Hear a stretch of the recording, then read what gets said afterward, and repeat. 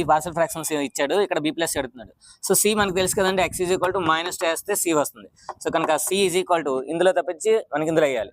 -2 square అంటే 4, 4 4 is 16, 5 - 2 is 10, 16లో 10 తీస్తే 6, 6 + 8 14, 2 square అంటే 4, 4 + 5 9, అంటే సి వాల్యూ 14/9 వచ్చింది. ఇప్పుడు బి వాల్యూ కావాలి. బి వాల్యూ కావాలంటే కాన్స్టెంట్ ఇక్కడ 8 అండి, కనుక B into 2 2b plus 5 into C 5c, ఇవే కాన్స్టెంట్. సో కాన్స్టెంట్ ఎంత ఇక్కడ 8, 8కి ఈక్వల్ చేయండి. సో కనుక 2 ఇంటూ ప్లస్ 5 అంతా 5, సి అంతా మనకి 14/9 ఈజ్ ఈక్వల్ టు 8. ఇప్పుడు బి వాల్యూ ఎంత వేస్తే నాకు 8 వస్తుంది, 14 5 is 70, కనుక ఇక్కడ 2 రావాలి. 2 రావాలంటే ఏంటి, 1/9 తీసుకుంటే 2 1 2, 2 + 70 72/9, 9 1 9 8, కనుక B value 1/9. So B value అంతా 1/9. సో ఈ రెండు యాడ్ చేస్తే 15/9, ఈ రెండు యాడ్ చేస్తే 15/9. 15/9 అనేది థర్డ్ ఆప్షన్. సో ఇలాంటి లాజిక్ షార్ట్ కట్స్ కోసం మన ఛానల్ సబ్స్క్రైబ్ చేయండి, లైక్ చేయండి, షేర్ చేయండి.